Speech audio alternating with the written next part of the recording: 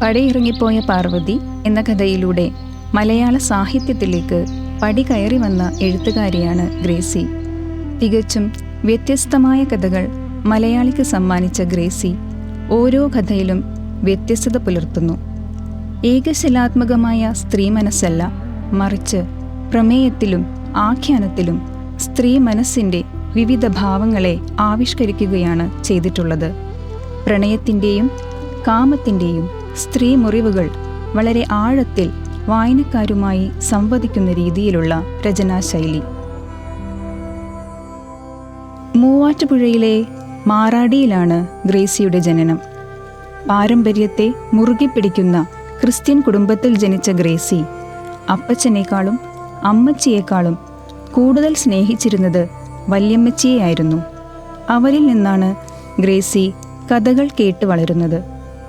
ചെറിയ ജീവിതത്തിൻ്റെ ശിരോരേഖകൾ എന്ന പുസ്തകത്തിൽ ഗ്രേസി തന്നെ പറയുന്നുണ്ട്, ഞാനൊരു നോവൽ അനുഭവിക്കുന്നത് 5-ാമത്തെ വയസ്സിലാണ്. അത്താഴമൂണ് കഴിഞ്ഞ് മണ്ണെണ്ണ വിളക്കത്ത് അമ്മായി മുട്ടത്ത് വർക്കിയുടെ മയിലാടും കുന്നു നിവർത്തി ഈണത്തിൽ വായന തുടങ്ങി. പാതിര കഴിഞ്ഞപ്പോൾ സദസ്സിൽ ഒറ്റ നക്ഷത്രം പോലെ ഞാൻ മാത്രം കണ്ണുമിഴിച്ചിരുന്നു. അന്ന് എൻ്റെ നെഞ്ചിൽ കയറിക്കൂടിയ ജോയിച്ചനും ലിസയും പിന്നവിടെ നിന്ന് ഇറങ്ങിപ്പോയിട്ടില്ല. ഈ കേട്ടുവായനയിലൂടെയാണ് ഗ്രേസി വളരുന്നത്.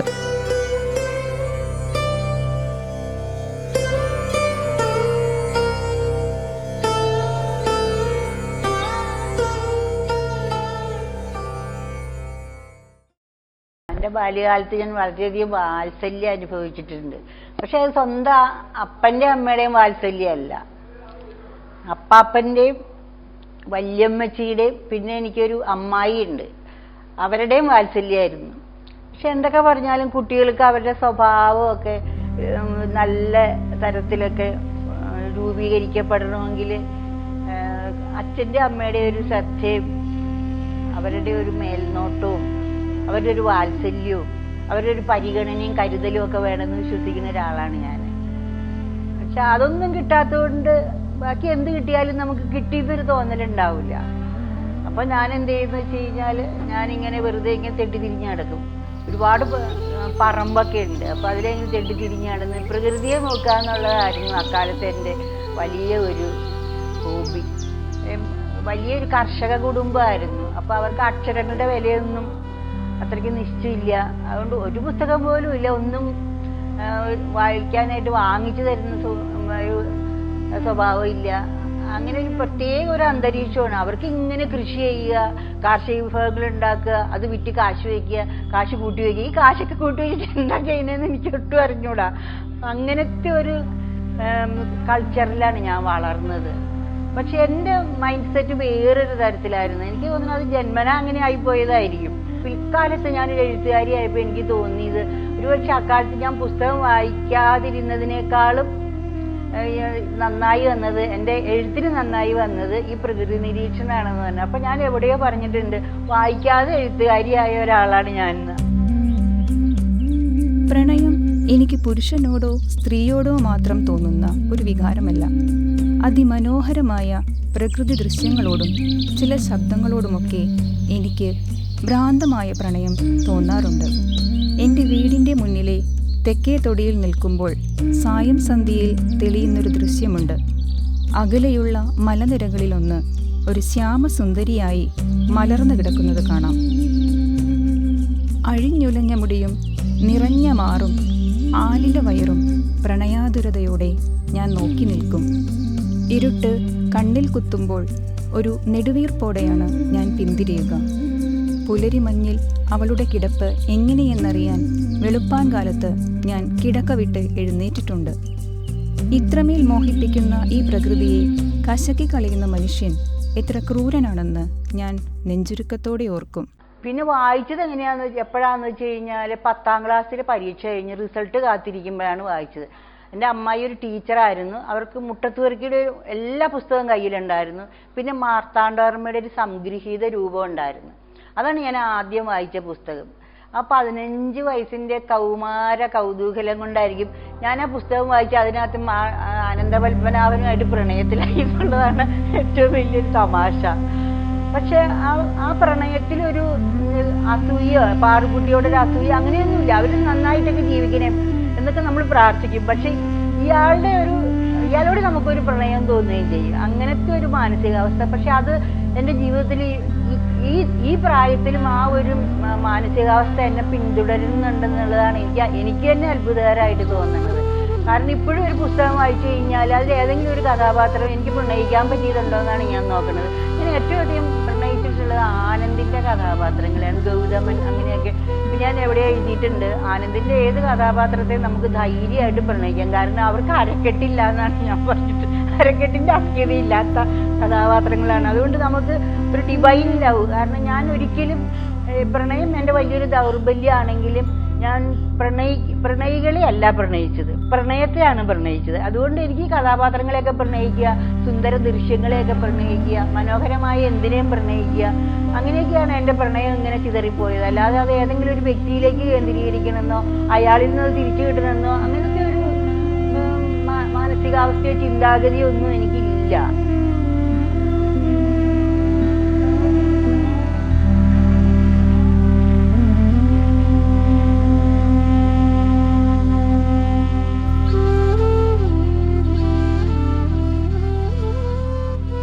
മൂവാറ്റുപുഴ നിർമ്മല കോളേജിൽ ഫസ്റ്റ് ഗ്രൂപ്പ് എടുത്ത് പഠനം ആരംഭിച്ചു. എഞ്ചിനീയറായി കാണാനുള്ള വീട്ടുകാരുടെ മോഹം കാരണം മറ്റു ഗ്രൂപ്പുകളെടുത്ത് പഠിക്കുവാനുള്ള താല്പര്യം ഗ്രേസിക്ക് ഉപേക്ഷിക്കേണ്ടി വന്നു. ക്ലാസിൻ്റെ വിരസതയും അധ്യാപനത്തിൻ്റെ കാഠിന്യവും നിമിത്തം ഗ്രേസി ബാക്ക് ബെഞ്ചിലെ വായനക്കുട്ടിയായി മാറി. ആദ്യം എടുത്തത് മലയാറ്റൂരിൻ്റെ വേരുകളാണ്. അത് ചെറിയ പുസ്തകമാണല്ലോ. അപ്പോൾ കെമിസ്ട്രിയുടെ വലിയ പുസ്തകത്തിൽ വെച്ചിട്ട് ബാക്ക് സീറ്റിൽ പോയിരിക്കും. ഒരു ക്ലാസ്സിലൊരു 100-150ഓളം പിള്ളേർ വരും. അപ്പോൾ നമ്മുടെ അധ്യാപകരെ ശ്രദ്ധയൊന്നും നമ്മളിലേക്ക് എത്തൂല. പ്രത്യേകിച്ചും ബാക്ക് ബെഞ്ചിലേക്ക് ഒട്ടും എത്തൂല. നല്ലോണം പഠിക്കുന്ന കുട്ടികളൊക്കെ ഫ്രണ്ടിലല്ലേ ഇരിക്കുകയുള്ളൂ. അപ്പോൾ ഈ ഇംഗ്ലീഷ് മീഡിയം കുട്ടികളൊക്കെ ഫ്രണ്ടിലിരുന്ന് എന്ത് ചോദിച്ചാലും ചാടി ഉത്തരം പറയുന്ന ആളുകളാണ്. അപ്പോൾ ഞാൻ ഇങ്ങനെ ഇരുന്നതെല്ലാം വായിച്ചു. അപ്പം അങ്ങനെ വായിക്കാണ്ട് എഴുത്തുകാരിയായി ഞാൻ വായിച്ച് പ്രീ ഡിഗ്രിക്ക് തോറ്റു. പ്രീ ഡിഗ്രി പാസ്സായതിനു ശേഷം കോലഞ്ചേരി സെന്റ് പീറ്റേഴ്സ് കോളേജിൽ BA മലയാളത്തിന് ചേർന്നു. ഞാൻ കോലഞ്ചേരി കോളേജിൽ പഠിച്ചുകൊണ്ടിരുന്നപ്പോൾ ഞാൻ എന്തെങ്കിലുമൊക്കെ ഇങ്ങനെ കുത്തിക്കുറിച്ച് എനിക്ക് സാറുണ്ട്, സാറിൻ്റെ കൊണ്ട് കൊടുക്കുക ഇത് എങ്ങനെയുണ്ട് സാറേ എന്ന് പറയാൻ പറയും. അപ്പോൾ സാറൊരു കവിയായിരുന്നു, ബിനോയ് ചാത്തുരുത്തി എന്ന് പറഞ്ഞൊരു കവിയായിരുന്നു. അങ്ങേര് എൻ്റെ കഥയൊക്കെ നോക്കി വെച്ച് പറഞ്ഞിടൂ ഇതൊക്കെ ഇങ്ങനെയൊന്നും അല്ല എഴുതേണ്ടത്, താൻ മാധവിക്കുട്ടിയുടെ കഥ വായിച്ചിട്ടുണ്ടോ എന്ന് ചോദിച്ചു. ഞാൻ പറഞ്ഞു ഇല്ല, ഞാൻ മാധവിക്കുട്ടിന്നൊക്കെ കേട്ടിട്ടുണ്ട് എന്നല്ലാതെ മാധവിക്കുട്ടിയുടെ കഥയൊന്നും വായിച്ചിട്ടില്ല. അപ്പോൾ മാധവിക്കുട്ടിയുടെ കഥ വായിക്കാതെ പെൺകുട്ടികൾ എഴുതാൻ പാടില്ല, എഴുതി തുടങ്ങി ശരിയാവില്ല എന്ന് സാറ് പറഞ്ഞു. അപ്പോൾ സാറിൻ്റെ ഒരു കോപ്പി ഉണ്ടായിരുന്നു, അതെടുത്ത് എനിക്ക് തന്നിട്ട് പറഞ്ഞു താൻ ഇതൊക്കെ ഒന്ന് വീട്ടിൽ കൊണ്ടുപോയി വായിച്ചു നോക്കുന്നു. ഞാൻ വായിച്ചു നോക്കിയപ്പോൾ ഞാൻ അത്ഭുതപ്പെട്ടു പോയി. കാരണം നമ്മളെക്കാളൊക്കെ വളരെ മുന്നേ വന്ന ഒരാൾ എഴുതണതൊക്കെ വായിച്ചു കഴിഞ്ഞാൽ നമുക്ക് ശരിക്കും അത്ഭുതം. ഇങ്ങനത്തെ എഴുത്തെന്നൊക്കെ പറഞ്ഞാൽ എനിക്കൊരു പുതുമയാണ്. തന്നെയല്ല, സ്ത്രീകളുടെ മനസ്സിൻ്റെ ഒരുപാട് വ്യത്യസ്തമായ അവസ്ഥകളൊക്കെ അതിനകത്ത് വരുന്നുണ്ട്. അപ്പോൾ ശരിക്കും പറഞ്ഞു കഴിഞ്ഞാൽ നമ്മൾ ഒളിച്ചു വയ്ക്കാൻ ആഗ്രഹിക്കുന്ന ഒരു പെണ്ണായി ഞാൻ ഒളിച്ചു വയ്ക്കാൻ ആഗ്രഹിക്കുന്ന പലതും മാധവിക്കുട്ടി എടുത്ത് പുറത്തിട്ടേക്കാണ്. അപ്പോൾ എനിക്ക് വലിയ റെസ്പെക്റ്റ് തോന്നി. എനിക്ക് തോന്നണം മാധവിക്കുട്ടിയുടെ കഥകൾക്ക് ഒരുപാട് കാലം പലയിടത്ത് വീടുകളിലും സ്ഥാപനങ്ങളിലൊക്കെ വിലക്കുണ്ടായിരുന്നു എന്നാണ് എനിക്ക് തോന്നുന്നത്. അവർ വളരെ മോശപ്പെട്ടൊരു സ്ത്രീയാണ്, അവരുടെ എഴുത്ത് വായിച്ചു കഴിഞ്ഞാൽ കുട്ടികൾ വഴിവഴച്ചു പോകും എന്നൊക്കെ ഒരു ധാരണ ഉണ്ടായിരുന്ന കാലമാണത്. മാധവിക്കുട്ടിയുടെ ഒപ്പം നിൽക്കുന്നത് പ്രത്യേകിച്ചും ചെറുപ്പക്കാരാണെന്ന് എനിക്ക് തോന്നിയിട്ടുള്ളത്. കുറച്ച് പ്രായമായവർക്കൊക്കെ മാധവിക്കുട്ടി എന്ന് പറഞ്ഞു കഴിഞ്ഞാൽ കുറെ കാലം കഴിഞ്ഞ് കാലം പുരോഗമിച്ച് കഴിഞ്ഞപ്പോൾ അതിന് ആറ്റിറ്റ്യൂഡിനൊക്കെ മാറ്റം വന്നു. എന്നാലും ഒക്കെ എൻ്റെയൊക്കെ ഒരു യൗവന കാലത്തൊക്കെ മാധവിക്കുട്ടി ഒരു വിലക്കപ്പെട്ട വ്യക്തിയായിട്ട് തന്നെയാണ് സമൂഹത്തിൽ നിലകൊണ്ടിരുന്നത്. മാധവിക്കുട്ടിയുടെ കഥകളിലാണ് അതുവരെയും മറ്റാരും തുറന്നു കാട്ടാത്ത പെൺഹൃദയത്തിന്റെ ഏണുകളും കോണുകളും കൂർത്തുവരുന്നത്, പിരിവുകളും ഉൾപ്പിരിവുകളും മിന്നിത്തെളിയുന്നത്, അറകളും ഉള്ളറകളും കള്ളറകളും വിങ്ങിത്തുറക്കുന്നത്. ഇങ്ങനെ മാധവിക്കുട്ടി വായനയിലൂടെയാണ് ഗ്രേസി എന്ന എഴുത്തുകാരി ഹൃദയം തുറക്കുന്നത്. അരുത് എന്നൊരു വാക്കാണ് മിക്കപ്പോഴും ഈ വീടുകളിലൊക്കെ നമ്മൾ കേൾക്കുക. അത് ചെയ്യരുത്, ഇത് ചെയ്യരുത്. ഈ ബൈബിൾ ഒരെണ്ണം ഒരു കാൽപ്പെട്ടിപ്പുറത്തൊരു വെളുത്ത തുണിയൊക്കെ വിരിച്ച് ഇങ്ങനെ വെച്ചിട്ടുണ്ട്, കറുത്ത പുറഞ്ചട്ടയിട്ട് ബൈബിൾ. ആ ബൈബിളിൽ നോക്കുമ്പോഴും അതും നമ്മളെ ഭീഷണിപ്പെടുത്തുന്ന പോലെയാണ് നമുക്ക് തോന്നുന്നത്. മര്യാദയ്ക്ക് ജീവിച്ചോണെന്ന് പറയണ പോലെയാണ് എനിക്ക് തോന്നുന്നത്. അപ്പോൾ ഒക്കെ ഞാൻ ആ മുറിയിലേക്കേ പോകാൻ എനിക്ക് പേടിയാണ്. മര്യാദയ്ക്ക് ജീവിക്കുക എന്നൊക്കെ പറഞ്ഞു കഴിഞ്ഞാൽ എന്നെ കൊണ്ട് പറ്റാത്തൊരു കാര്യമാണ്. അത് കാരണം ഞാൻ എന്ത് ചെയ്യുന്നത് വെച്ച് കഴിഞ്ഞാൽ എനിക്ക് തോന്നുന്നു അങ്ങനെ പറഞ്ഞതുകൊണ്ടായിരിക്കും മര്യാദകരായിട്ട് ജീവിക്കണമെന്ന് തന്നെ ഉള്ളിലൊരു റെബല്യസ് ആയിട്ടൊരു ചിന്താഗതി വരികയാണ്. എഴുത്തിലൂടെ സ്വാതന്ത്ര്യത്തിന്റെ ലോകത്തേക്ക് കടക്കുവാൻ ആഗ്രഹിച്ച വ്യക്തിയാണ് ഗ്രേസി. എഴുത്ത് വിമോചനത്തിന്റെ സ്വപ്നം പങ്കുവയ്ക്കുന്ന ഒന്നാണ്. കാവേരിയുടെ നാട്ടിൽ എന്ന കൃതിയിൽ ലോപമുദ്രയുടെ കഥ പറഞ്ഞുകൊണ്ട് ഗ്രേസി ജീവിതത്തിൽ സ്വാതന്ത്ര്യത്തിന്റെ സൂചന വളരെ കൃത്യമായി പറയുന്നുണ്ട്. അങ്ങനെ ലോപമുദ്രയെപ്പോലെ എഴുത്തിലൂടെ സ്വാതന്ത്ര്യത്തിന്റെ അനന്തതയിലേക്ക് പ്രവഹിക്കുകയാണ് ഗ്രേസി. ഇപ്പൊ ലോപാമുദ്രയാണ് അഗസ്ത്യമുനിയുടെ ഭാര്യ. അപ്പോൾ ഈ ലോപാമുദ്ര അഗസ്ത്യമുനി കല്യാണം കഴിക്കുമ്പോൾ ലോപാമുദ്ര ഒരു ഡിമാൻഡ് വെച്ചിരുന്നു, അതായത് എന്നെ എപ്പോഴും കൂടെ കൊണ്ടുനടക്കും, എന്നെ ഒറ്റയ്ക്കാക്കരുത്. അങ്ങനെയാണ് ഈ ലോപാമുദ്ര മുനി ഒരു യാഗം നടന്ന സമയത്ത് മുനിയുടെ കൂടെ പോയി അവിടെ ഇരുന്നത്.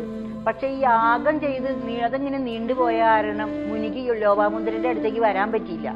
അപ്പൊ എന്ത് ചെയ്യുന്ന വെച്ചാൽ ലോപാമുദ്രയെ മുനി ഒരു കമണ്ടലുവിലാക്കിയിട്ടാണ് കൊണ്ടുപോയത്. ആ കമണ്ടലു തട്ടി പറിച്ച് ലോപാമുദ്ര അതിൽ നിന്ന് പുറത്ത് കിടക്കുക, സ്വാതന്ത്ര്യം പ്രഖ്യാപിച്ച് പുറത്ത് കിടക്കുകയാണ്.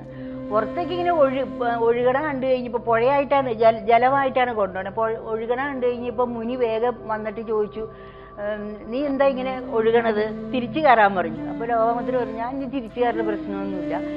അപ്പോൾ മുനിക്ക് ഭയങ്കര സങ്കടമായി. കാരണം എന്തൊക്കെ പറഞ്ഞാലും കുള്ളനായ ആണ് മുനി എന്നൊക്കെ പുരാണത്തിൽ പറയുന്നുണ്ടെങ്കിൽ അങ്ങേർക്ക് ലോപാമുദ്രയോട് വലിയ സ്നേഹം ഉണ്ടായിരുന്നു എന്ന് തോന്നുന്നു. പക്ഷെ സ്നേഹം എന്ന് വെച്ച് കഴിഞ്ഞാൽ സ്വാതന്ത്ര്യം കൊടുക്കുന്ന സ്നേഹമായിരുന്നു എന്ന് എനിക്ക് തോന്നിയിട്ടില്ല.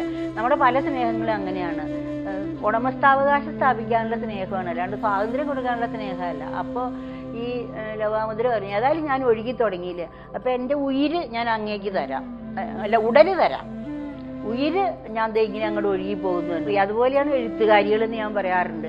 ഇപ്പോൾ ഭർത്തൃമതി ആണെങ്കിൽ അവരുടെ ഉടല് ഭർത്താവിന് ആയിക്കോട്ടെ, പക്ഷെ അവരുടെ മനസ്സ് പിടിച്ചാൽ കിട്ടില്ല. അതിന് കൂട്ടിലിടാനോ അതിന് തളയ്ക്കാനോ ഒന്നും നോക്കിയിട്ട് ഒരു കാര്യമില്ല. ഞാൻ എവിടെ ചെന്നപ്പോൾ എന്നോട് ആരോ പറഞ്ഞു, ഇതിനെ ഒന്ന് ഇരുത്ത് എവിടെയെങ്കിലും. അപ്പം ഞാൻ അത് ഈ യക്ഷികളെയൊക്കെ കൂടി ഇരുത്തണമല്ല. അങ്ങനെ ഒരു ധാരണയാണ് ആളുകൾക്ക് എഴുത്തുകാരികളെ കുറിച്ചുള്ളത്. അപ്പം അങ്ങനെ ഇരുത്തണ്ട, അവരങ്ങനെ ഒഴുകിപ്പോകും. പക്ഷെ ആ ഒഴുകണ ഒഴുക്കിൽ അവരുടെ മനസ്സ് നമ്മളെ പലപ്പോൾ സദാചാരം എന്നൊക്കെ നമ്മൾ മുദ്ര കുത്തിയിരിക്കുന്ന പല വിചാരങ്ങളിലൂടെയും വികാരങ്ങളിലൂടെയും അല്ല അവരുടെ മനസ്സ് സഞ്ചരിക്കുക. പ്രാർത്ഥനയൊക്കെ എഴുതി കഴിഞ്ഞാൽ ആർക്കും അതിലൊരു പ്രശ്നവും ഇല്ല, സമൂഹത്തിന് തീരെയുമില്ല പ്രശ്നം. പിന്നെ ഞാൻ മഹാരാജി പഠിക്കാൻ പോയപ്പോൾ ഇങ്ങേര് ഞങ്ങളുടെ ക്ലാസ്സിലായി, ശശികുമാർ എന്ന് പറയുന്ന ആള്. അങ്ങേര് അന്ന കാലത്ത് നല്ലോണം പാടിയിരുന്ന ആളാണ്, നിരന്തരം പാട്ടായിരുന്നു. മഹാരാജത്തിലൊക്കെ അതിനറിയാം, അവര് ക്ലാസ് ഒന്നും കാര്യമായിട്ട് ഉണ്ടാവില്ല. സാനുമാഷ് വന്ന് നല്ലോണം ക്ലാസ് എടുക്കും, ലീലാവ് ടീച്ചർ ഒറ്റ ക്ലാസ് മുടക്കാണ്ട് ഒന്നാന്തരമായിട്ട് ക്ലാസ് എടുക്കും. ദേവിനേന്ദ്രൻ ഞങ്ങളെ പഠിപ്പിച്ചിരുന്നു, മാഷും മിക്കവാറും ക്ലാസ്സിലൊക്കെ വരും. പക്ഷെ എന്നാലും ബാക്കി മൊത്തത്തിൽ ഒരുപാട് ഫ്രീ അവേഴ്സ് തരുന്ന ഒരു വിദ്യാഭ്യാസ സ്ഥാപനമാണ് ഞാൻ മനസ്സിലാക്കിയെടുത്തോളം മഹാരാജ്. ഞാൻ പഠിച്ച 2 കോളേജും ക്രിസ്ത്യൻ മാനേജ്മെന്റ് ആയതുകൊണ്ട് അവിടെയൊന്നും ഒരു സാറ് വന്നില്ലെങ്കിൽ അതിന് പകരം വേറൊരാളെ വിടും. അത്ര പോലും ഞങ്ങൾക്ക് ഒരു ഫ്രീ ടൈം അനുവദിക്കില്ല. അപ്പം ഇതെനിക്കൊരു പുതുമയുള്ള അന്തരീക്ഷമായിരുന്നു. അപ്പോൾ ഞങ്ങൾ ഈ ഫ്രീ ടൈം വരുമ്പോൾ ആരും ലൈബ്രറിയിലേക്ക് പോവുകയല്ല, ഇങ്ങേരെ ചുറ്റും കൂടിയിരുന്ന് 10 പെണ്ണുങ്ങളും 10 ആണുങ്ങളും ഞങ്ങളുണ്ടായിരുന്നു. പെണ്ണുങ്ങൾ 10 ഇങ്ങേരെ ചുറ്റും കൂടി ഇരുന്ന് പാട്ട് കേൾക്കും, ആണുങ്ങളിൽ കുറച്ച് പേരൊക്കെ ഇരുന്ന് കേൾക്കും, ബാക്കിയുള്ളവരൊക്കെ ഇറങ്ങി എങ്ങടെങ്കിലൊക്കെ പോണതാണ്. അങ്ങനെ പാടി ഇങ്ങേരെ എന്നെ പ്രണയിക്കാൻ തുടങ്ങി.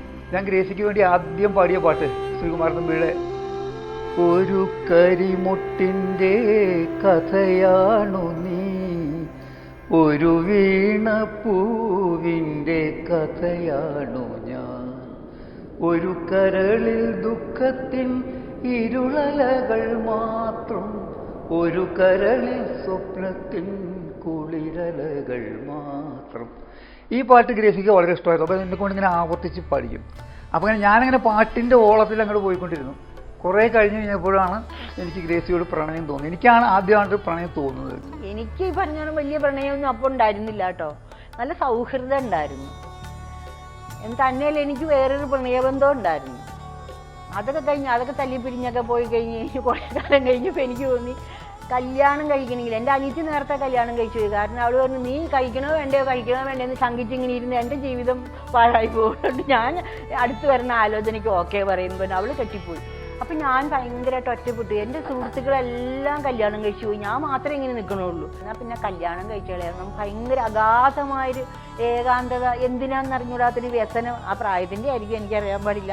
അങ്ങനെയൊക്കെ തോന്നിയപ്പോൾ ഞാൻ കല്യാണം കഴിച്ചു. അപ്പോൾ ആരെ കഴിക്കണമെന്ന് വിചാരിച്ചപ്പോൾ ഒരു കല്യാണാലോചന ഇങ്ങനെ മുറുകി വന്നപ്പോൾ ഞാൻ വിചാരിച്ചു എനിക്ക് ഒട്ടും പരിചയമില്ലാത്ത ഒരാളുടെ കൂടെ എനിക്ക് ഒട്ടും വയ്യ. ഗ്രേസി മറ്റ് ആരുമായിട്ടും ജീവിതത്തിൽ മുന്നോട്ട് പോകാൻ സാധിക്കില്ല എന്ന് സ്വയം തോന്നിയിട്ടായിരിക്കണം ഞാനുമായിട്ട് വീണ്ടും ബന്ധപ്പെടുകയും കത്ത് മുഖേന ഞങ്ങൾ അന്യോന്യം പരസ്പരം ആശയങ്ങൾ കൈമാറുകയൊക്കെ ചെയ്ത് കഴിഞ്ഞപ്പോൾ ഞങ്ങൾക്ക് തോന്നി ഞങ്ങൾക്ക് വിവാഹിതരാവാൻ തോന്നി. അപ്പോൾ സാഹിത്യ സംഗീതവും എനിക്ക് രണ്ടും വളരെ ഇഷ്ടമാണ്. സാഹിത്യവും സംഗീതവുമാണ് ഗ്രേസിക്കും ഇഷ്ടമാണ്. പക്ഷെ അതുകൊണ്ട് അതായിരിക്കാം ഞങ്ങൾ അടുപ്പിച്ചതെന്ന് എനിക്ക് തോന്നുന്നു. എൻ്റെ കല്യാണം കഴിഞ്ഞോണ്ട് എൻ്റെ കഥ എഴുതി തീർന്നു. 12 കൊല്ലം പിന്നെ എഴുതിയില്ല. എഴുതാൻ പറ്റിയ സാഹചര്യം ഉണ്ടായില്ല. കാരണം ഈ വക വെപ്രാളങ്ങളും ജീവിതത്തിൽ പലതരം പ്രശ്നങ്ങളൊക്കെ ആയിട്ടൊക്കെ എഴുത്തൊക്കെ നിലച്ചു പോയി, വായനയൊന്നും ഇല്ലാണ്ടായി. അത് കഴിഞ്ഞ് ഉള്ള കഥകളൊക്കെയാണ് പുസ്തക രൂപേണ വന്നതൊക്കെ. കുറച്ച് കഥകൾ മാത്രം ഞാൻ കല്യാണത്തിന് മുമ്പ് എഴുതിയത് ഈ ആദ്യത്തെ പുസ്തകത്തിലുണ്ട്. എഴുത്തു ജീവിതത്തിലെ നീണ്ട വിടവുകളെ കരുത്തുറ്റ കഥകളാൽ നികത്തി 1990 പടിയിറങ്ങിപ്പോയ പാർവതി എന്ന കഥയിലൂടെ ഗ്രേസി സാഹിത്യലോകത്തിൽ ഗംഭീരമായൊരു തിരിച്ചുവരവ് നടത്തി.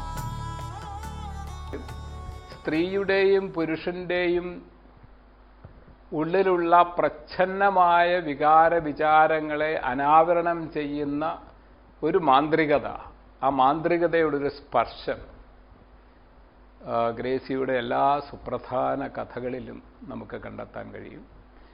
അതിൽ നമ്മൾ ഒരുപക്ഷെ സ്ത്രീപക്ഷം എന്നൊക്കെ വിവക്ഷിക്കാവുന്ന തരത്തിലുള്ള ചില മാനങ്ങൾ അതിനുണ്ടായിരിക്കുമ്പോൾ തന്നെ അത് പലപ്പോഴും വളരെ നിഷ്പക്ഷമായിട്ടാണ് ബന്ധങ്ങളെ സമീപിക്കുന്നത്.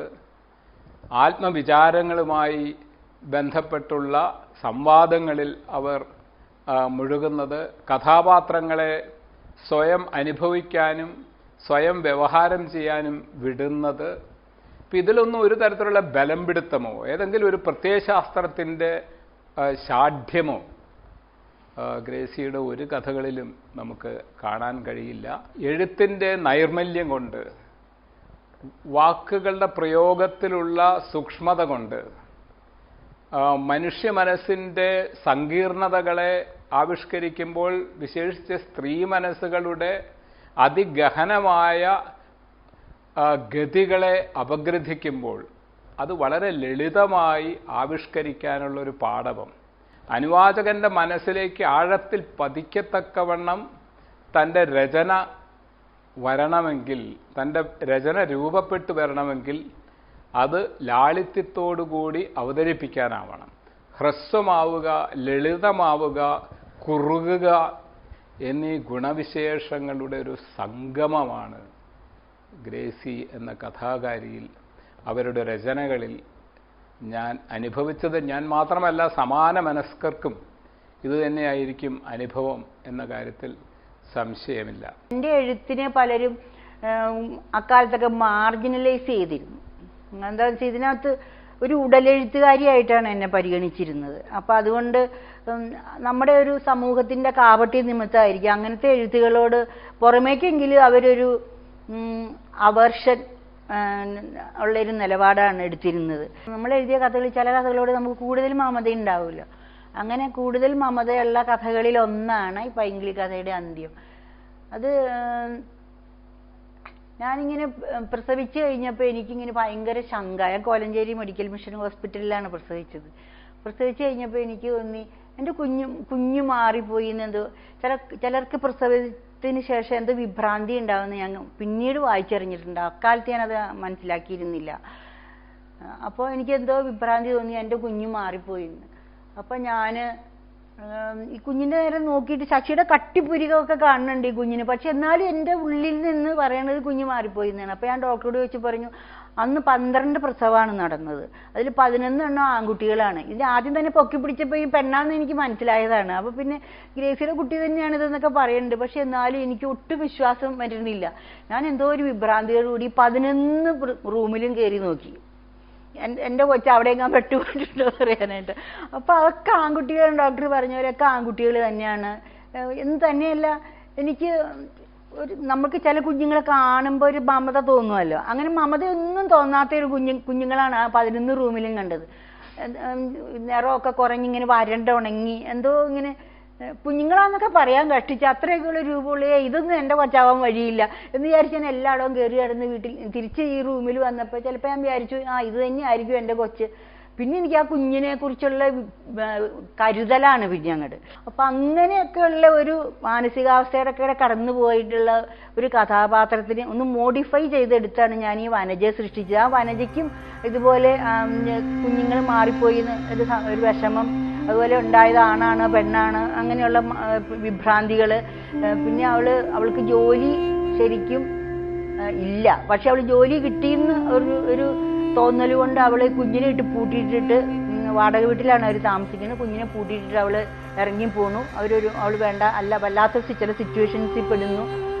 അവളെ കുറേ പേര് ചേർന്ന് ബലാത്സംഗം ചെയ്യാൻ പോകുന്നതായിട്ടാണ് പറഞ്ഞിട്ടില്ലെങ്കിലും അതാണ് നടക്കാൻ പോണതെന്ന് നമുക്ക് ഊഹിക്കാൻ പറ്റും.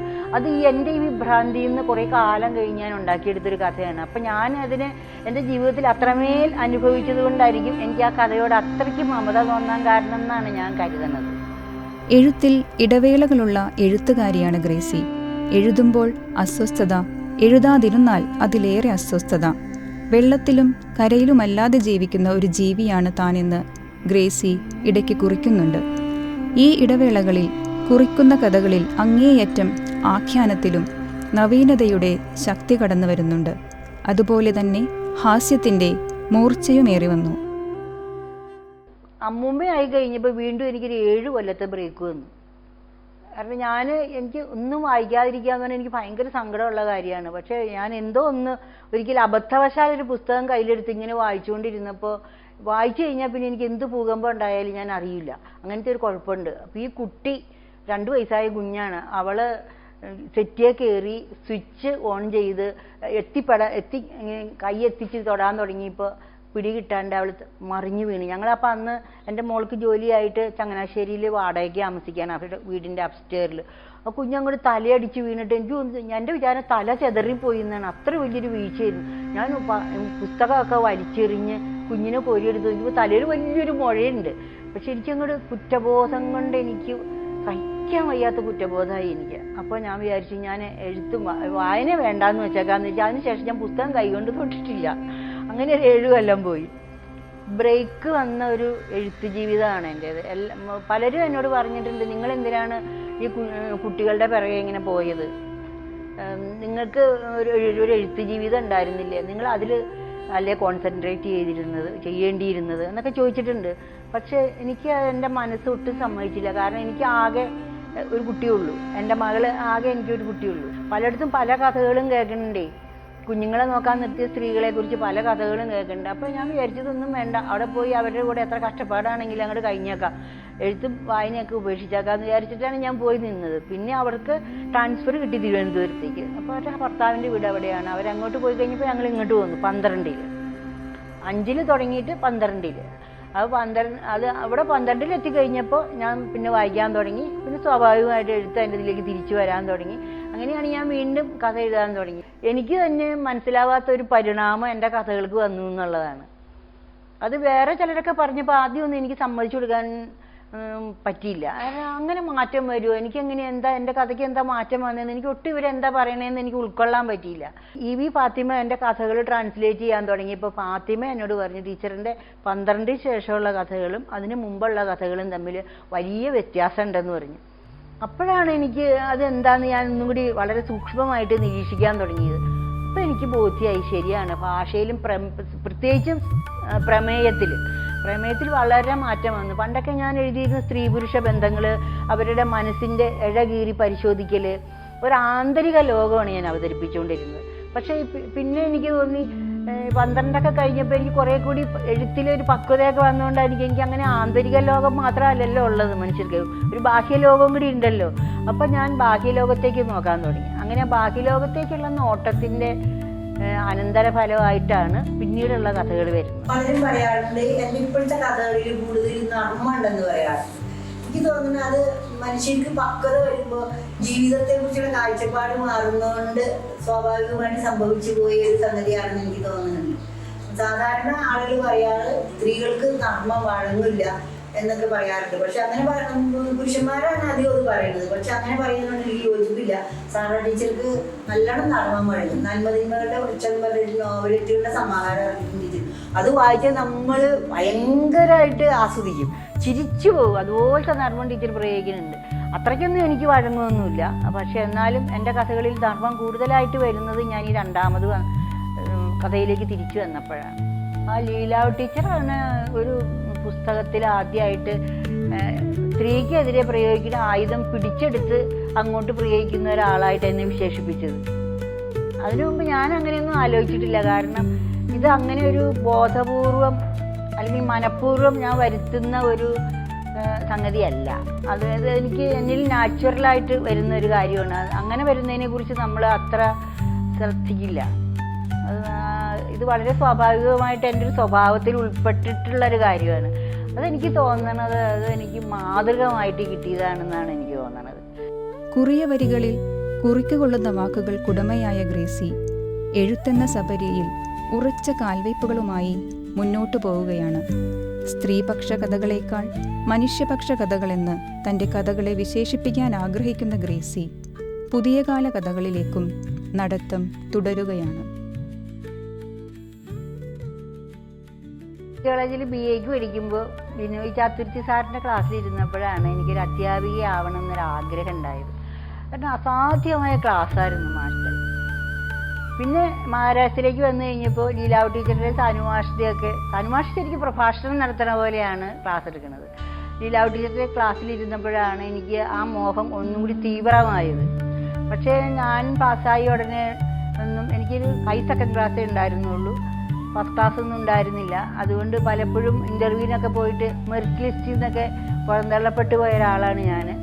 പിന്നെയാണ് ഇവിടെ അല്ലമിൻ കോളേജിൽ അധ്യാപികയായിട്ട് ജോലിക്ക് ജോയിൻ ചെയ്യുന്നത്. പാഷൻ മാത്രമല്ല, ഒരു ജീവനോപാധി കൂടിയാണ് ടീച്ചിങ് എന്നൊക്കെ പറഞ്ഞ് അധ്യാപനം എന്നൊക്കെ പറഞ്ഞു കഴിഞ്ഞാൽ. കാരണം കോളേജ് നല്ല ലൈവ്ലി ആയിട്ട് നിർത്തുന്നത് ഈ പ്രീ ഡിഗ്രി കുട്ടികളായിരുന്നു. അവരുടെ കുറുമ്പുകൾ എന്നൊക്കെ പറഞ്ഞു കഴിഞ്ഞാൽ ഞങ്ങൾ എന്തോരം കാര്യങ്ങളൊക്കെ പറഞ്ഞ് ഇങ്ങനെ ഭയങ്കര പൊട്ടിച്ചിരിക്കും ക്ലാസ്സിൽ നിന്ന്. അപ്പോൾ വേറെ ക്ലാസ്സിലെ കുട്ടികളൊക്കെ കയറി ഞങ്ങളുടെ ക്ലാസ്സിലിരിക്കും. മലയാളം ക്ലാസ്സിൽ നിന്ന് എന്താ എപ്പോഴും ഈ ചിരി കേൾക്കണമെന്ന് പറഞ്ഞിട്ട് ഇതിനകത്ത് കയറിയിരിക്കും. ഞാൻ ആദ്യമായിട്ട് കുട്ടികളെ ഫേസ് ചെയ്തപ്പോൾ എന്നോട് പിള്ളേർ ചോദിച്ചു പേരെന്താണെന്ന് ചോദിച്ചു. അപ്പോൾ ഞാൻ ഗ്രേസി എന്നാണ് എൻ്റെ പേരെന്ന് പറഞ്ഞു. അപ്പോൾ ഒരുത്തൻ ലേറ്റായിട്ട് കയറി വരിക, ഇതൊരു പുതിയ ടീച്ചറാണല്ലോ, എന്താടാ ഇവരുടെ പേര് എന്ന് അവൻ ഇങ്ങനെ ചോദിക്കുകയാണ്. അപ്പോൾ അവൻ പറയാണ് ജേഴ്സി. ഞാൻ പറഞ്ഞു ജേഴ്സിയൊക്കെയാണ് ആയിരിക്കാം, പക്ഷെ കറവ പറ്റിയതാന്ന് പറഞ്ഞു. അവരോട് ഇങ്ങനത്തെ തട്ടും തടവും ഒക്കെ ആയിട്ട് ഞങ്ങൾ ഒരുപാട് കാലം കഴിഞ്ഞു. ഒരു ഭയങ്കര കുറുമ്പൻ ചോദ്യങ്ങളാണ് ഇവർ ചോദിക്കുന്നത്. അപ്പം നമ്മൾക്ക് നമ്മുടെ കഴിവെല്ലാം പുറത്തെടുത്തെങ്കിൽ അവരുടെ മുന്നിൽ നിന്ന് വിളച്ചു പോകാൻ പറ്റുള്ളൂ.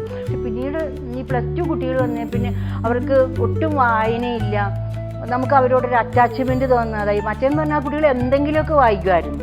ഇത് യാതൊരു വായനയില്ലാത്ത ഒരു കൂട്ടം കുട്ടികളുടെ മുന്നിൽ നിൽക്കുമ്പോൾ നമുക്ക് ഭയങ്കര ഒരു പ്രയാസം തോന്നി. 2000 തൊട്ട് ഈ മഹാത്മാഗാന്ധി യൂണിവേഴ്സിറ്റിയിൽ എൻ്റെ കഥ പഠിപ്പിക്കാൻ വെച്ചിട്ടുണ്ടായിരുന്നു. അപ്പോൾ ഒരിക്കൽ ഓർമ്മകൾ ഉണ്ടായിരിക്കണം എന്ന് പറഞ്ഞൊരു കഥ പഠിപ്പിക്കാൻ വെച്ചപ്പോൾ എന്നോട് വന്നൊന്ന് ക്ലാസ് എടുക്കാമോ എന്ന് ചോദിച്ചു. ഞാൻ റിട്ടയർ ചെയ്ത് പോന്നേ പിന്നെയാണ്. ഞാൻ അവിടെ ചെന്ന് ക്ലാസ്സിൽ സംസാരിച്ചു തുടങ്ങിയപ്പോൾ ഇവർക്ക് തകഴി അറിയില്ല, ബഷീറിനെ അറിയില്ല, ഉറൂബിനെ അറിയില്ല, ആരെയും പഴയ കാലത്തെ ആൾക്കാരെ ഒന്നും അറിയില്ല. പഴയതുമില്ല, പുതിയതുമില്ല, ഒന്നുമില്ല. ഞാൻ ഇവരെ എങ്ങനെ ഹാൻഡിൽ ചെയ്യും, എങ്ങനെ കൈകാര്യം ചെയ്ത് ഞാൻ അമ്പരന്ന് പോയി. എനിക്ക് വളരെ സങ്കടം തോന്നിയൊരവസ്ഥയാണ്. കാരണം കുട്ടികൾ വല്ല അച്ചടക്കത്തോടെ, മറ്റൊരു ഭയങ്കര തലതെറിച്ച സ്വഭാവമാണെങ്കിലും അവർക്ക് കാര്യങ്ങൾ കുറച്ചൊക്കെ അറിയാം. പക്ഷെ ഇതൊന്നുമില്ല. ജീവിതത്തെക്കുറിച്ചും ഒന്നും അറിഞ്ഞൂടാ, സാഹിത്യത്തെക്കുറിച്ചും ഒന്നും അറിഞ്ഞൂടാ. അവർക്ക് എന്തെങ്കിലും ഒരു ലക്ഷ്യമുണ്ടെന്ന് എനിക്ക് തോന്നിയിട്ടില്ല. ആകെ കൂടി സ്ട്രൈക്കിംഗ് ആയിട്ട് തോന്നിയിട്ടില്ല അവരുടെ അച്ചടക്കം. കാരണം ആ സ്കൂൾ ലെവലിൽ നിന്ന് കോളേജ് ലെവലിലേക്കാളും കൂടുതൽ അച്ചടക്കം സ്കൂൾ ലെവലിൽ അവർ ശീലിക്കുന്നുണ്ടല്ലോ. ആ ഒരു അച്ചടക്കത്തിൻ്റെ തുടർച്ച എന്ന നിലയിലാണ് അവർ ഡിഗ്രി ക്ലാസ്സിൽ വന്നിരിക്കുന്നത്. എൻ്റെ എഴുത്തിന് അത്ര കാര്യമായിട്ട് ഈ അധ്യാപന ജീവിതം ബാധിച്ചിട്ടില്ല എന്ന് എന്നോട് പലരും ചോദിച്ചിട്ടുണ്ട്. പക്ഷെ എനിക്ക് ആകെ കൂടി എനിക്ക് 1-2 കഥയെ ഈ അധ്യാപകർ വരുന്നതായിട്ട്. ഒന്നൊരു ശിഷ്യകുലം എന്ന് പറഞ്ഞ കഥയാണ്. പിന്നെ അതുപോലെ വേറൊരു കഥയും കൂടിയുണ്ട്. അങ്ങനെ 1-2 കഥകളെ വന്നിട്ടുള്ളൂ എനിക്ക്. അതെനിക്ക് തോന്നുന്നത് അവിടുത്തെ ജീവിതം എന്നൊക്കെ പറഞ്ഞു കഴിഞ്ഞാൽ, ഒന്നാമത് ഞങ്ങളുടെ കോളേജ് വളരെ റിമോട്ട് ഏരിയയിൽ തീരെ മാർക്ക് കുറഞ്ഞ കുട്ടികൾ. അപ്പോൾ അവരെ നമ്മളിങ്ങനെ നിരന്തരം കോച്ചിങ് കൊടുത്ത് ജയിപ്പിച്ചെടുക്കുന്നതിലാണ് ഞങ്ങൾക്കൊക്കെ ശ്രദ്ധ ചെലുത്തേണ്ടി വന്നിട്ടുള്ളത്.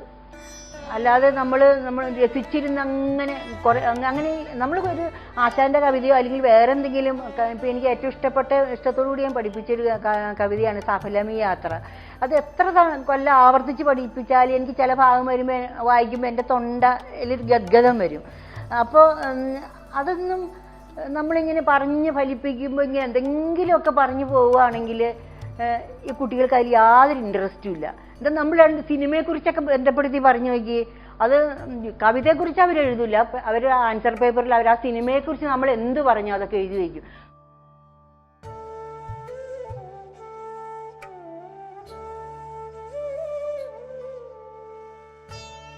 അപ്പോൾ ചുറ്റുവട്ടത്തിൽ നിന്നാണ് നമുക്ക് അവനവൻ്റെ നാട്ടിൽ നിന്ന്, അവരവരുടെ ബന്ധുക്കളിൽ നിന്ന്, അവരവരുടെ സുഹൃത്തുക്കളിൽ നിന്ന് ഒക്കെ നമുക്കൊരു അംഗീകാരം കിട്ടുക എന്ന് പറയുന്ന ഒരു എഴുത്താളിനെ സംബന്ധിച്ചുള്ള ഏറ്റവും വിഷമം പിടിച്ചൊരു കാര്യമാണ്.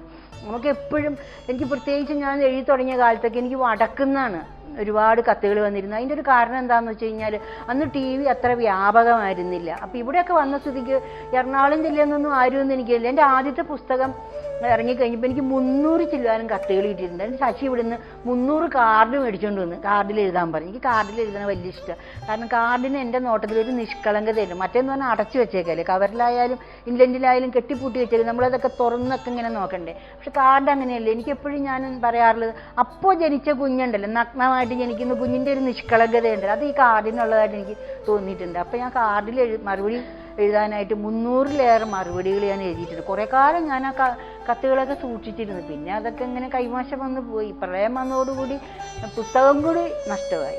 2020 ഞാൻ പതുക്കെ ഒന്ന് ചുവട് മാറ്റി. ഈ മുതിർന്നവർക്ക് വേണ്ടി എഴുതണം, കുട്ടികൾക്ക് വേണ്ടി എഴുതണം, അതൊരു സ്വാഭാവികമായ പരിണാമമായിരുന്നു. കാരണം എന്താണെന്ന് വെച്ച് കഴിഞ്ഞാൽ ഞാനൊരു അമ്മൂമ്മയായി കഴിഞ്ഞപ്പോൾ കുട്ടികൾ എന്നോട്, 2 പേരക്കുട്ടികളുണ്ട് എനിക്ക്, അവർക്ക് കഥകൾ കേൾക്കണം വലിയ ഇഷ്ടം. 3 വയസ്സ് വരെ അവർക്ക് പാട്ടൊക്കെ മതിയായിരുന്നു. പക്ഷെ അതിനുശേഷം അവർക്ക് കഥ കേൾക്കാനുള്ള താല്പര്യം ഉണ്ടായി. അപ്പം ഞാൻ ഇവരോട് കഥയൊക്കെ പറഞ്ഞ്, എനിക്ക് വലിയ കാര്യമായിട്ടൊന്നും ഈ കുട്ടികളുടെ കഥയൊന്നും അറിഞ്ഞുകൂടായിരുന്നു. ഞാൻ എൻ്റെ മകൾക്ക് വാങ്ങിച്ചു കൊടുത്ത പുസ്തകത്തിലെ ചില കഥകളൊക്കെ പറഞ്ഞു നോക്കി, അതൊക്കെ പെട്ടെന്ന് തീർന്നു പോയി.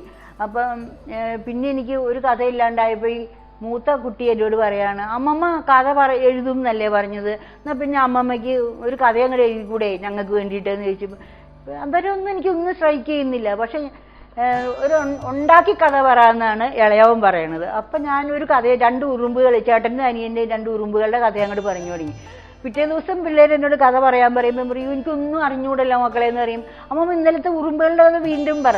അപ്പം ഞാനത് എന്തെങ്കിലും ഒരു മാറ്റം വരുത്തും. കാരണം ഒരേ ചാലിൽ ഇങ്ങനെ പോകണ്ടല്ലോ എന്ന് വെച്ചാൽ കഥയിൽ മാറ്റം വരുത്തുമ്പോൾ അവരിങ്ങോട്ട് പറയാൻ തുടങ്ങി, ഇത് ഇന്നലെ അമ്മമ്മ പറഞ്ഞ കഥയല്ല ഇത്, അങ്ങനെയല്ലല്ലോ നമ്മുടെ ചേട്ടൻ ഉറുമ്പിന് പറ്റിയത് അല്ലെങ്കിൽ അനിയൻ ഉറുമ്പിന് പറ്റിയത്, അത് ഇങ്ങനെയായിരുന്നില്ലേ, അവർ ഇന്ന വീട്ടിലെ ഭരണിക്കകത്തല്ലേ പഞ്ചസാര തപ്പിക്കയറിപ്പോയി എന്നൊക്കെ ഇങ്ങനെയൊക്കെ ചോദിക്കാൻ തുടങ്ങി. അപ്പോഴാണ് എനിക്ക് തോന്നിയത്, അയ്യോ ഈ കഥയൊക്കെ കുട്ടികളെ സ്വാധീനിക്കുന്നുണ്ടല്ലേ. ഞാൻ ചുമ്മാ വായി തോന്നിയത് കൊതക്കി പാട്ടെന്നൊക്കെ പറഞ്ഞാൽ അപ്പപ്പോൾ തോന്നണ ഉണ്ടാക്കാണ്. അപ്പം എനിക്ക് തോന്നി ഇതൊന്ന് എഴുതി വെക്കാമെന്ന് തോന്നി. അങ്ങനെ എഴുതി വെച്ചു. പിന്നെ അത് കുറേ കൂടി വളരെ പരിഷ്കൃതമായൊരു ഭാഷ, അത് നമ്മൾ വളരെ കൊളോക്കിയൽ ആയിട്ടുള്ള ഭാഷയിലാണല്ലോ പറയണത്, ഗ്രാമ്യമായ ഭാഷയിലൊക്കെ പറയുന്നത്, നമ്മൾ സംസാര ഭാഷയിൽ. അപ്പോൾ കുട്ടികൾക്കുടെ ഭാഷയിൽ എഴുതാമെന്ന് വിചാരിച്ചിട്ട് കുറേ കൂടി ഒരു പരിഷ്കൃതമായ ഭാഷയിൽ എഴുതിയാണ് ആദ്യത്തെ പുസ്തകം ഇറക്കുന്നത്, വാഴ്ത്തപ്പെട്ട പൂച്ച. അതിനാണ് 2020 കേന്ദ്ര സാഹിത്യ അക്കാദമിയുടെ അവാർഡ് കിട്ടിയത്. 1995 ലളിതാംബിക അന്തർജനം അവാർഡ്, 1997 തോപ്പിൽ രവി അവാർഡ്, 1998 മികച്ച കഥയ്ക്കുള്ള കഥാപുരസ്കാരം, 2000 കേരള സാഹിത്യ അക്കാദമി പുരസ്കാരം, 2020 കേന്ദ്ര സാഹിത്യ അക്കാദമി ബാലസാഹിത്യ പുരസ്കാരം എന്നിങ്ങനെ നിരവധി പുരസ്കാരങ്ങൾ ഗ്രേസിയെ തേടിയെത്തിയിട്ടുണ്ട്. വായനാ ലോകത്ത് ഭാഷയ്ക്ക് അതിർവരമ്പുകൾ കൽപ്പിക്കാതെ അന്യഭാഷകളിലേക്കും മൊഴിമാറ്റം ചെയ്യപ്പെട്ട കൃതികൾ ഗ്രേസിയുടെ എഴുത്ത് ജീവിതത്തിലെ പൊൻതൂവലുകളാണ്. എനിക്ക് നല്ല സ്വാതന്ത്ര്യമുണ്ട് ഇങ്ങനെയുള്ള ലൈഫിൽ, എനിക്ക് നല്ല സ്വാതന്ത്ര്യമുണ്ട്. അതൊരു ചെറിയ കാര്യമല്ല. ഒരു എഴുത്താളിനെ സംബന്ധിച്ചിടത്തോളം സ്വാതന്ത്ര്യം എന്ന് പറഞ്ഞാൽ പരമപ്രധാനമായ ഒരു കാര്യം. 2 കാരണം കൊണ്ടാണ് ഞങ്ങളുടെ ജീവിതം ഒന്നിക്കാൻ കാരണമായിട്ടുള്ളത് ഞാൻ വിചാരിക്കുന്നു. ഒന്ന്, സംഗീതത്തെ അങ്ങറ്റം സ്നേഹിക്കുന്നുണ്ട്. മറ്റൊന്ന്, ഈ ഗ്രേസിയുടെ പ്രശ്നങ്ങളറിയാം, ദൗർബല്യങ്ങളറിയാം. പെട്ടെന്ന് ക്ഷുഭിതയാകുന്ന സ്വഭാവം, അല്ലെങ്കിൽ ഇങ്ങനെ കഥയെക്കുറിച്ച് മാത്രം ചിന്തിച്ച് സാഹിത്യം അങ്ങനെ ചിന്തിക്കുന്ന ഒരു സ്വഭാവം, അങ്ങനെ പല പല ഒരു എഴുത്തുകാരിക്ക് സ്വാഭാവികമായിട്ടുണ്ടാകുന്ന പല പല വൈകാരികമായിട്ടുള്ള പ്രശ്നങ്ങളും ഗ്രേസിക്കുണ്ട്. അതിനോടൊക്കെ കുറേ അധികം ഒത്തുപോകാനായിട്ട് എനിക്ക് സാധിച്ചിട്ടുണ്ട്. ഇപ്പം ജീവിതം ഇവിടം വരെ എത്തി. ഇനിയിപ്പോൾ വലിയ എന്താണ് വലിയ ഇത്രയും പ്രായമൊക്കെയാണ്, ഇനിയിപ്പോൾ അധികം മുന്നോട്ട് പോകാനില്ല. ഇതുവരെ ഒരുവിധം ഭംഗിയായിട്ട് മുന്നോട്ട് പോകാൻ സാധിച്ചു എന്ന് തന്നെയാണ് ഞങ്ങളുടെ വിശ്വാസം. നീലഗിരിയുടെ സഖികളെ, ജ്വാലാമുഖികളെ, ജ്യോതിർമയ ഉഷസിന് വെള്ളിച്ചാമരം വീശും മേഘങ്ങളെ, സുപ്രഭാതം സുപ്രഭാതം സുപ്രഭാതം. മലയാള കഥാസാഹിത്യത്തിനും ബാലസാഹിത്യത്തിനും വിലപ്പെട്ട സംഭാവനകൾ നൽകിയ ഗ്രേസിയുടെ എഴുത്ത് ജീവിതവും കുടുംബജീവിതവും സംഗീതാത്മകമായി മുന്നോട്ടു നീങ്ങുകയാണ്. മകൾ അപർണയും അവരുടെ കുട്ടികളോടൊത്ത് കുടുംബജീവിതം സൗഖ്യത്തോടെ മുന്നേറുന്നു. കടുങ്ങല്ലൂരിൻ്റെ ഈ പ്രിയ എഴുത്തുകാരിയിൽ നിന്ന് ഇനിയും സർഗാത്മകതയുടെ പുതിയ ഭാവതലങ്ങൾ വിടരട്ടെ. നമ്മുടെ ഭാഷ അതിലൂടെ ധന്യമായി തീരട്ടെ.